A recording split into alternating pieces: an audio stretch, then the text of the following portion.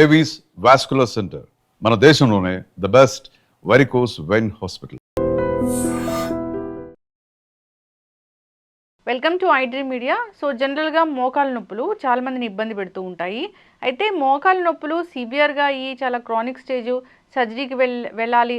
ఆ మోకాలు నొప్పులు కన్నా నార్మల్గా ఉన్న మోకాలు నొప్పుల్ని ఎలా తగ్గించుకోవాలి, న్యాచురోపతి వైద్య విధానంలో దీనికి ఎలాంటి ట్రీట్మెంట్ ఉంది, సో రాకుండా ఏం జాగ్రత్తలు తీసుకోవాలి, పూర్తి వివరాలు తెలుసుకుందాం. మనతో పాటు ప్రముఖ న్యాచురోపతి వైద్యులు డాక్టర్ జ్యోత్స్నా పులిపాటి ఉన్నారు.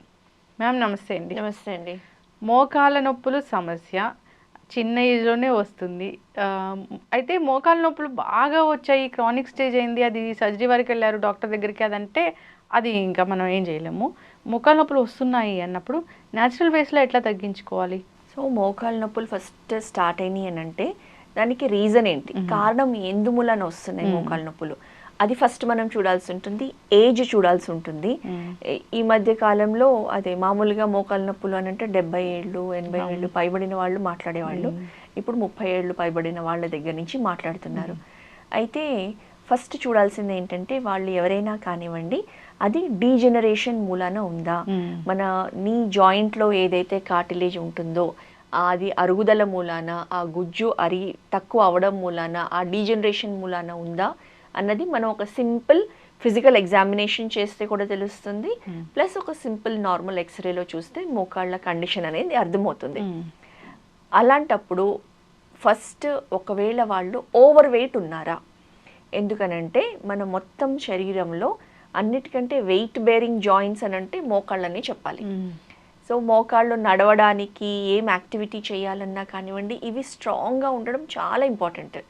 సో సపోజ్ మనం నార్మల్గా ఉంటూ ఒక 2 చేతుల్లో ఇటొక 10 కేజీల సూట్ కేసు, ఇటొక 10 కేజీల సూట్ కేసు తీసుకొని మనం నడుస్తున్నాం అనుకోండి, మన శరీరం తీసుకునే కెపాసిటీ అదే ఆ 20 కేజీలు లేకుండా మనం యాక్టివిటీస్ చేసే కెపాసిటీకి ఎంత తేడా ఉంటుంది. సేమ్ థింగ్ ఓవర్ వెయిట్, బాడీలో ఆ 10 కేజీయో 20 కేజీయో 30 కేజీయో ఓవర్ వెయిట్ అనేది ఉంటే మొత్తం లోడ్ అంతా కూడా మోకాళ్ళ పైన పడుతుంది. దాంతో ఆ ఇంటర్నల్ డీజెనరేషను, ఆ వేర్ అండ్ టేర్ అనేది ఎక్కువైపోతుంది. రూట్ కాజ్ ఒబెసిటీ అయితే ఒబెసిటీతో పాటు ఇది మనం ట్రీట్ చేయడం ఆలోచించాలి. ఓకే. నెక్స్ట్, ఇప్పుడు ఆల్రెడీ 50 ఏళ్ళు 60 ఏళ్ళు దాదాపు ఉన్నారు. వాళ్ళు మన దగ్గరికి వచ్చేటప్పటికే, మా క్లినిక్లో వచ్చేటప్పటికే మనం ఎక్స్రే చూస్తే కంప్లీట్ 2 బోన్స్ మధ్యలో ఉన్న కార్టిలేజ్ అరిగిపోయి ఆల్మోస్ట్ దరిదాపుల్లో వెరీ థిన్ లేయర్ ఉన్న కండిషన్లో వచ్చారనుకోండి. సో ఏంటి ఇంపార్టెంట్ అని అంటే స్లోగా ఆ కార్టిలేజ్ని పెయిన్తో వస్తారు. మెయిన్ నొప్పి ఉంటుంది, వాపులు ఉంటాయి, ఆల్రెడీ నడకలో తేడా ఉంటుంది. ఒక అడుగు తీసి ఇంకో అడుగు పెట్టేటప్పటికి కంప్లీట్ మొత్తం బాడీ వెయిట్ అంతా ఒక దానిపైన ట్రాన్స్ఫర్ చేసి మెల్లగా మళ్ళీ ఇంకోటి పెట్టుకొని, సో ఇవన్నీ కండిషన్స్ మనం చూసి వాళ్ళని గ్రేడ్ అసెస్ చేస్తాము. గ్రేడ్ 1, 2, 3, 4 ఇలా 4 బ్రాడ్ గ్రేడ్స్లో మనం మోకాలు నొప్పుల పేషెంట్ని చూసినప్పుడు తెలుసుకుంటాం. Up to grade 3, grade 4 end దాకా కూడా సర్జరీకి కూడా పోస్ట్ చేసినా కానివ్వండి, మనము ఇచ్చే ఒక అద్భుతమైన ట్రీట్మెంట్ ఎప్పుడు చెప్తూ ఉంటాను. ఈ ట్రీట్మెంట్ చాలా బాగా ఉపయోగపడుతుంది సర్జరీ అవాయిడ్ చేయాలనుకున్న వాళ్ళకి. సో ఓజోన్ థెరపీ, అందులో స్పెసిఫిక్గా ప్రోలోజోన్ థెరపీ అని ఉంది. దాంతో ట్రీట్మెంట్ ఇచ్చినప్పుడు నొప్పి అనేది ఇమ్మీడియట్గా తగ్గుతుంది. ప్లస్ మనం దీంతో పాటు రూట్ కాజ్ని అడ్రస్ చేస్తూ హోలిస్టిక్గా కొంచెం డైట్ కౌన్సిలింగ్ కానివ్వండి, వెయిట్ తగ్గాల్సిన కౌన్సిలింగ్ కానివ్వండి, ఇవన్నీ కూడా చేస్తామన్నమాట. అలా చేసినప్పుడు మోకాలు నొప్పులు అనేది మనకి 6 to 8 వీక్స్ టైంలో చాలా బాగా 70-80% పెయిన్ తగ్గుతుంది. ప్లస్ వాళ్ళు నీస్ని స్ట్రెంగ్తెన్ చేసుకునే దానికి నీ స్ట్రెంగ్తనింగ్ యోగిక్ ఎక్సర్సైజెస్ అని కూడా మనం అడ్వైస్ చేస్తాం. దాంతో ఈ పెయిన్స్ రాకుండా ఎలా మెయింటైన్ చేసుకోవాలి అన్నది కూడా మనం అడ్వైస్ చేస్తాం. కాబట్టి చాలా బాగా కేర్ తీసుకోవచ్చు. ఓకే, ఇదొక థెరపీ ఉంది, ఓజోన్ థెరపీ చక్కగా పనిచేస్తుంది. మోకాలు నొప్పులు ఎంత క్రానిక్ స్టేజ్ ఉన్నా కానీ దీన్ని ఒకసారి మనం ట్రై చేయొచ్చు. అయితే మోకాళ్ళలో గుజ్జు ఒరిగిపోతుంది అన్నప్పుడు దాన్ని ఎలా స్టాప్ చేయాలి, ఎలాంటి ఆహారాలు తీసుకోవాలి, నిజంగానే ఏదైనా ఆహారం తీసుకుంటే మ్యాజిక్గా అట్లా గుజ్జు పెరిగేలా చేస్తుందా? సో ఆహారం అని అంటే ఇది యాక్చువల్లీ గ్లూకోజమైన్ అనే ఒక కాంపోనెంట్ ఆ గుజ్జులో మన బాడీ న్యాచురల్గా ప్రొడ్యూస్ చేస్తుంది. అండ్ ఈ గ్లూకోజమైన్ అనేది మనకి సీ ఫుడ్స్లో కొన్ని క్రస్టేషన్స్ అంటాం అన్నమాట, ఒక రకమైన సీ ఏవైతే ఉంటాయో క్రాబ్స్ లాంటివి వాటి షెల్స్లో అవైలబుల్ ఉంటుంది. కొన్ని చేపల షెల్స్ వాటి పైన ఉన్న ఏవైతే స్కేల్స్ అట్లాంటివి ఉంటాయో అలా కొన్ని వాటిల్లో అవైలబుల్ ఉంటుందన్నమాట. కాబట్టి ఇప్పుడు మనకి సాధారణంగా న్యాచురల్గా ఈ గ్లూకోజమైన్ ఏదైతే గుజ్జుకి కారణం ఉందో దాని ప్రొడక్షన్ బాడీలో తగ్గిందనుకోండి, దాని ఉత్పత్తి తగ్గినప్పుడు మనము బాడీకి సప్లిమెంట్ లాగా ఇప్పుడు ఎలా అయితే కాల్షియం లేకపోతే బి కాంప్లెక్స్ విటమిన్స్ బాడీకి తగ్గితే గనక మనం బయట నుంచి సప్లిమెంట్ లాగా ఇస్తాము అవసరం ఉన్న టైంలో, అదేవిధంగా ఇది ఉత్పత్తి తగ్గినప్పుడు శరీరంలో మనము సప్లిమెంట్ కింద ఒక న్యూట్రిషనల్ సప్లిమెంట్ కింద సప్లై చేయాల్సి ఉంటుంది. ఓకే. సో న్యాచురోపతిలో దీనికోసం ప్రత్యేకమైన డైట్ ఉంటుందా ఏమైనా? ప్రత్యేకమైన డైట్ అని అంటే దాంతోపాటు బోన్ హెల్త్కి కావాల్సిన కాల్షియం మెగ్నీషియం రిచ్ ఫుడ్స్, మన ఆకుకూరలు కానివ్వండి లేకపోతే నువ్వులు రాగి ఇవన్నీ కూడా హై కాల్షియం ఫుడ్ సోర్సెస్. ఎందుకంటే బోన్ స్ట్రెంగ్త్ కూడా చాలా ఇంపార్టెంట్. మన ఏజ్ కండిషన్లోని బట్టి బోన్స్ ఆస్టియోపోరోటిక్ కండిషన్ని ప్రివెంట్ చేస్తూ నీస్ని స్ట్రెంగ్తెన్ చేస్తూ ఉండడం కోసం ఇలాంటి ఆహారాలు ప్లస్ విటమిన్ డి, మన బోన్ స్ట్రెంథనింగ్ కోసం విటమిన్ డి కూడా చాలా ఇంపార్టెంట్. సో సన్లైట్కి న్యాచురల్గా ఎక్స్పోజ్ అయ్యి విటమిన్ డి అనేది బాడీలో సప్లై చేయడము ఇవన్నీ కూడా చాలా ఇంపార్టెంట్. విటమిన్ డి అనేది మనకి న్యాచురల్గా మష్రూమ్స్లో దొరుకుతుంది. తర్వాత మెయిన్ థింగ్ సోర్స్ సన్లైట్. అవును. ఇంకా వేరే ఫార్టిఫైడ్ ఫుడ్స్ ఉంటాయన్నమాట, అవి తీసుకున్నప్పుడు milk fortified vitamin D fortified milk కానివ్వండి, ఇంకా వేరే జ్యూసెస్ కానివ్వండి, ఆయిల్స్లో కానివ్వండి, ఎందుకంటే ఇది ఫ్యాట్ సాల్యుబుల్ విటమిన్ కాబట్టి ఇవి తీసుకున్నప్పుడు బాడీకి మన శరీరానికి లభిస్తుంది.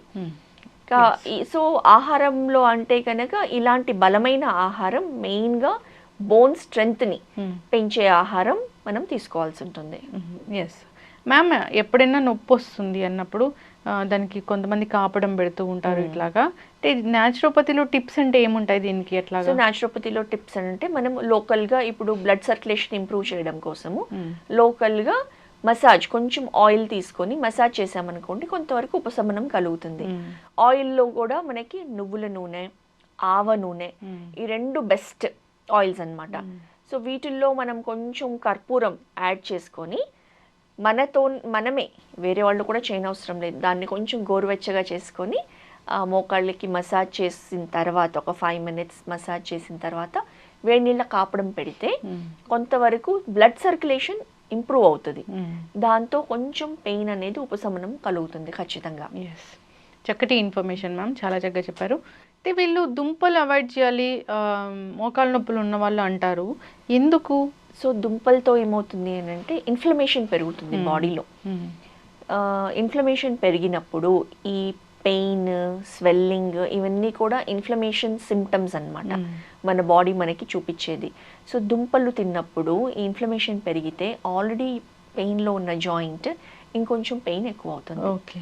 కాబట్టి ఇలాంటి ఫుడ్స్ తగ్గించి మనకి బోన్ని స్ట్రెంగ్తెన్ చేసే, జాయింట్ని స్ట్రెంగ్తెన్ చేసే ఫుడ్స్ తీసుకున్నాం అనుకోండి, అప్పుడు ఈ మోకాళ్ళ నొప్పులు కొంతవరకు ఒక రిలీఫ్ అనేది లభిస్తుంది. చక్కటి ఇన్ఫర్మేషన్ మ్యామ్. ఓజోన్ థెరపీ ఉంది, న్యాచురల్ వేస్లో దాన్ని తగ్గించుకోవచ్చు మోకాళ్ళ నొప్పుల్ని. చాలా చెప్తూ ఉంటారు ఓజోన్ థెరపీ చాలా సక్సెస్ అయింది, అసలు దీనివల్ల మోకాళ్ళ నొప్పులు తగ్గాయని చాలామంది కూడా మీ వీడియోస్లో కామెంట్స్ రాస్తూ ఉంటారు. అసలు అది ఓన్లీ మోకాళ్ళ నొప్పులకే కాదు, సెల్ రెజోనేషన్ కోసము, సో మొత్తము టోటల్గా దాన్ని బాడీ రిపేర్ కోసము ఇలా చెప్తూ ఉంటారు. బాగా పనిచేస్తుంది. ఒకసారి మనం వీడియో చేద్దాం మ్యామ్, అది అసలు ఎట్లా పనిచేస్తుంది ఏంటి అనేది.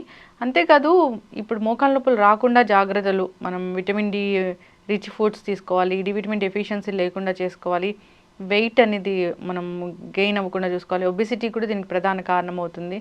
ఇక మీ దగ్గరకు వస్తే రూట్ కాజ్ ఏంటి, మోకాళ్ళ నొప్పులు రావడానికి దాన్ని ఎలా కరెక్ట్ చేయాలనేది ఈ ట్రీట్మెంట్ అనేది ఉంటుంది. సో న్యాచురోపతి వైద్య విధానం అంటే అందరికీ ఇష్టమే. సో న్యాచురల్ వేస్లో ఏదైనా మనం అనారోగ్య సమస్యలు తగ్గించడం అంటే క్రేజీగా ఫీల్ అవుతాము. అవునండి, సైడ్ ఎఫెక్ట్స్ ఉండవు, కాంప్లికేషన్స్ ఉండవు, మనం మెడికేషన్ ఉండదు. సో ఇవేమీ లేకుండా మన శరీరంలో ఉన్న న్యాచురల్ హీలింగ్ మెకానిజంని యాక్టివేట్ చేసి దాన్ని మాత్రమే ఉపయోగించి ఈ కన్జర్వేటివ్ ట్రీట్మెంట్ అనేది మనం న్యాచురోపతిలో చేస్తామన్నమాట. ఎందుకనంటే ఒరిజినల్ పార్ట్ అంటే ఒరిజినల్ పార్టే, దాన్ని రీప్లేస్ చేస్తే అది ఒరిజినల్ పార్ట్ కాదు. సో మ్యాక్సిమం మన బాడీలో ఉన్న న్యాచురల్ బాడీ ఒరిజినల్ పార్ట్స్నే మనము కన్జర్వ్ చేసి ప్రిజర్వ్ చేయడానికే ఈ న్యాచురోపతి ప్రిన్సిపల్స్ ద్వారా మనం తీసుకుంటామని.